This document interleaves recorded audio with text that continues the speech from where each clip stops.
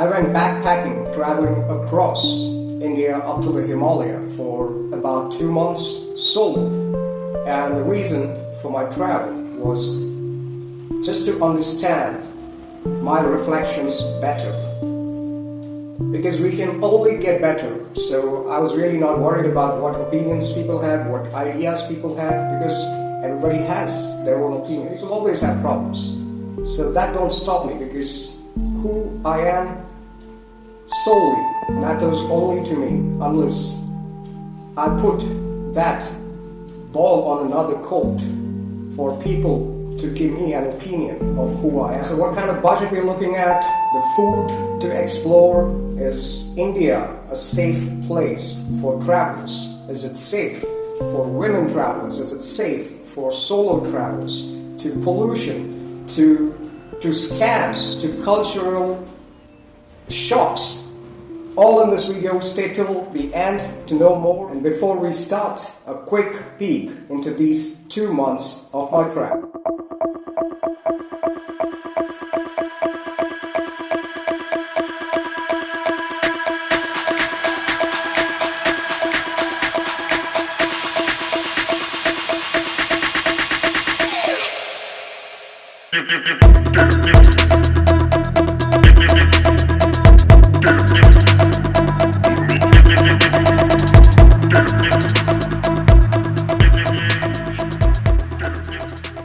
Traveling India has been one of the most incredible, intense, knowledge ego obliterator for me. One reason being, even being an Indian, I know very, very little about this vast, wealthy culture that I have missed for over 30 years of my life.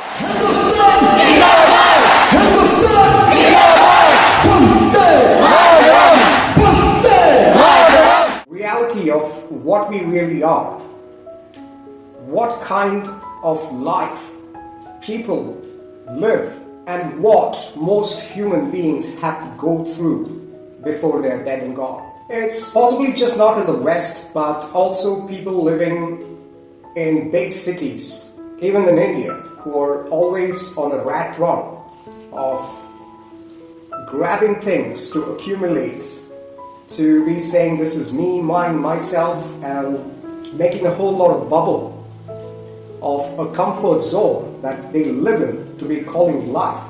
Isn't really life. All we are trying to do is we are trying to disconnect from what's the actual reality. And you have another dead body already coming in. This is how Kashi is. While traveling, you can experience a whole lot of pain. There is a whole lot of hunger.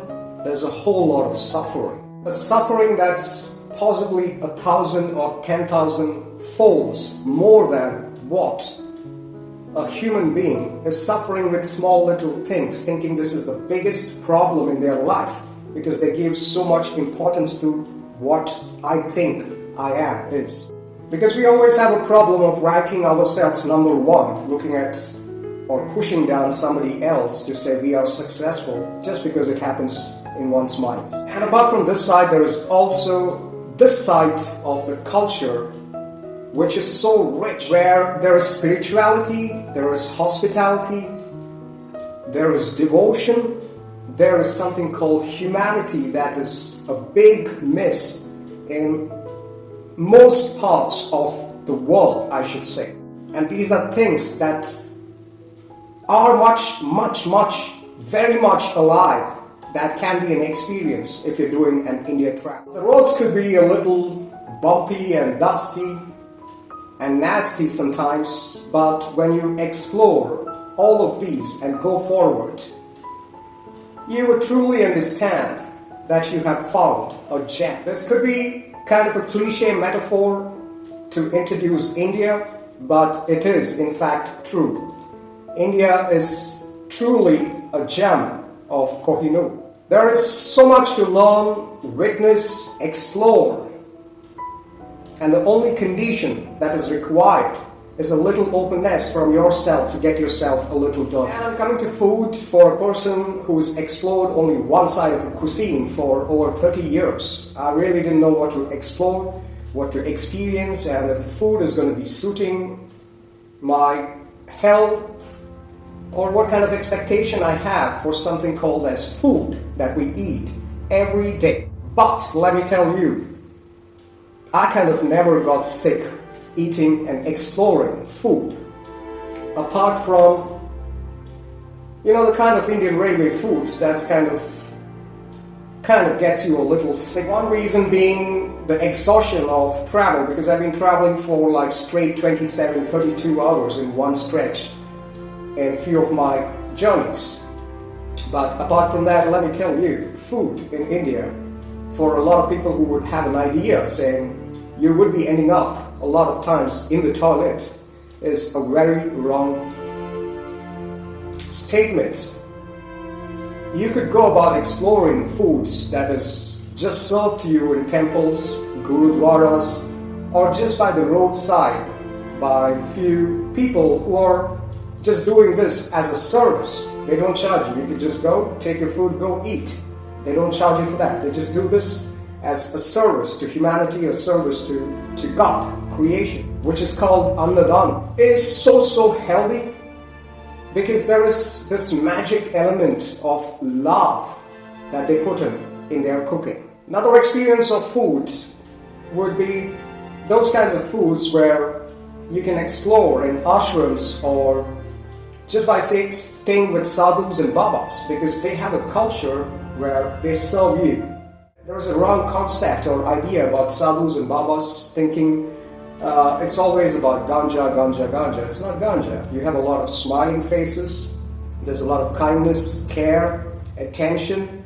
They serve you chai, they serve you food that they prepare with so much of an ingredient of, magic, not of spices, not the sprinkle of spices to make it very healthy, very tasty and perfect kind of a food. But even if it is one roti and one sabzi, it's made with so much love, which is so much of heart filling. Because there is this magic ingredient of spices called this kindness, compassion, and pure love that they put in making of that food, as equal as how they serve the food. That makes it so special that I kind of even miss today being stuck inside this material rat race kind of a city place where people are just running, not knowing where the hell they are running. And traveling for me has always been about a budget. A budget was very important for me. Though in some places it quite didn't work out, I think I managed pretty well, pretty good. Where I could have done a little better, but it wasn't so bad. And there is another part to any travel experience. It's called rip-offs. People want to rip you off. Where I've had some crazy experiences with, being ripped off in Punjab and a few other places, where they think that, any traveler is somebody with a lot of money. And these guys are, maybe poor or whatever. But they really don't understand. Even a traveler can be as poor as them or much poorer than them. I even had my things robbed. I really don't know what people think that they would find in a backpack of a traveler. But I was left with no clothes, just apart from a pair that I was wearing. No underwears. They even stole my underwears. It's kind of stuff like that. It can actually get a little crazy, where you can kind of get really pissed off at times. But the best part about so much of travel experiences that you gain is your heart opens up to see the other human being just on their own journey of the growth to just becoming better. So what is the point with a heart that is filled with hate and anger? Because that's what I learned from, going to ashrams, meeting swamis, living with babas, or take the agos that I kind of met as well from Kashi, or the people that I met, the whole experience, to making a lot of friends, kind-hearted people. You really can't be closed to certain events on your travel that kind of distracts you, where you want to throw out anger or hate on somebody, but just to see them as just a reflection of you, who is another reflection, who is just growing on their spiritual path. One important thing I have to talk about traveling over 2 months is just think about my spiritual practice. It's been more of an occurrence that something will work for me and something else won't work for me. Or a certain kind of practice will work for me and that practice wouldn't work for me. Which is kind of very, very wrong. Because spiritual practice is not about this or that. It's a genuine practice and it is called just life. Life itself is a practical, spiritual, living experience that most of us, we kind of miss out on. Something like that is technically not sadhana for me, where you can only feel good about yourself when you kind of do certain things that you put in on an everyday routine for so many hours for the rest of your life to say that you're finally feeling alive. One simple technique is just to bring a little awareness to just be, just the way you are. Constantly there is one damn thing that is happening. It's called the breath. You don't have to, do that and then, oh, now what? Whew, have to take it out. No, you're not struggling with anything. It's already a natural living happening. But are we aware of that? Or you don't even have to sit and just go, kind of meditation and stuff to say, okay, now I can feel good. But just take certain time off. Maybe every day, 10 minutes, just sit to do nothing. Just to learn to do nothing. You're not even meditating, chanting, or doing any practice, but just be. And then get along with any kind of practice. That is sadhana. Just being you. Where you are, how you are. So that's one spiritual advancement that I kind of learned. Because all these people who are happy and things, they're just there. They aren't trying to put in something, trying to make things happen, but things are just fine, just the way it is. And another thing about travel, safety, right? That I wanted to talk about. It can get a little cracky because of certain rip-offs and things. So in case if you're going out and shopping or taking private taxis and things, people can kind of rip you off, where you end up paying 2 times, 3 times or more than what you're actually supposed to pay. So things on those frame of a travel in India, just bargain. India is something that you should be bargaining and not just be agreeing to everything. And it's fine. You can go about checking on things with different people, with different shops, different places. You'll finally find something that suits what is actually the way it is, right? And talking about scams, definitely, be aware of robbers and things, because even recently I heard about a travel experience of a couple. They are foreigners. I don't recollect which place they were from, but somebody, I don't know, took all their money, $20,000, $30,000 or something that they had, where he promised something. It's a little crazy. How can somebody just give all the money that you have to somebody else, and they were just left with nothing, still continuing their travel on walks or getting lifts, sleeping wherever they can, eating the food from temples and stuff like that. So these are the things that you really need to be aware of. But apart from that, about safety of solo travelers, women travelers, I haven't found or come across cases, personally speaking, because I met a lot of women travelers who were solo traveling. So there's a lot of places in India that are very, very safe for women travelers like that. which you can definitely watch out for. And finally, to conclude my experience of this 2-month travel, what if I don't talk about the cultural shocks, which is the highlight for me. So I finished my travel, everything went very nice, and I went up to Kedar and Badrinath, even after being robbed. There were kind people, kind enough to give me a jacket, give me a raincoat to cut off from the cold and rains, give me a shoe, buy me some socks, because I'm on some extreme weather, and terrains like that to be trekked isn't so easy as well. People buying me a meal to eat or a biscuit to eat is a big thing that happens. So you kind of meet amazing people on one side, and you also have bad experiences, and these are all definitely a learning curve on how you can better yourself. Learning from both sides, right? You can learn the nice things, and you can also learn from the wrong things that people have done to you, so that you don't end up making those kinds of mistakes with another human being who's just a reflection of yourself.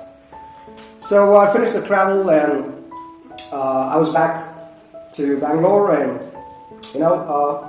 people spitting on the road, looking at trash, the hunger, and all these things were the biggest painful, cultural shockers that happened. The cultural shocks that happened is after I landed back, wherein I'm still seeing people on a rat race where they really don't know what's happening, but they think they're trying to make life. So a lot of people where they literally feel that you're hungry and they want to offer you a food. And tomorrow they come back and say, oh, I bought you food and water. It cost me so much. Where's my money? So price tags. People have price tags that is being put on everything. People who don't understand life, but they understand sexualism from there, because it's always running. There's sex always in the head. So they want to go explore sexualism, and they kind of realize that it was a bad planning. And now there is a baby growing in the stomach, and they want to go kill it because they want to call it a mistake, which is very saddening until a doctor can put some sense into people to show what life is.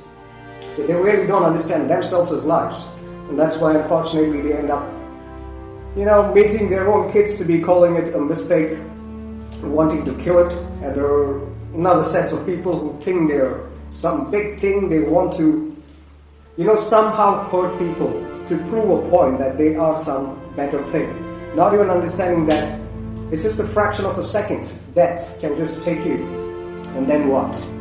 All your plans, all your ideas of some big thing just collapses in no time. So these kind of stuff is a very, very painful happening, which I strongly recommend people should, in fact, just take a break, a damn break for yourself. Just pay a little attention to what is happening. Even if you can't pay attention to what is happening, at least this piece of life is happening, happening. Pay a little attention to at least this one. Get out in the nature, give some time for yourself, for the nature. See how you guys are connecting, because this thing is just nature. So how can you say this is different and the nature is different? People really need to take a break out and not have a life that is so serious, and they are with so much of planning and planning a vacation after retirement of 60 and things. How the hell do you even know that you're going to live for 60 years? That can just take you like that. It is already happening. Every exhalation that is happening.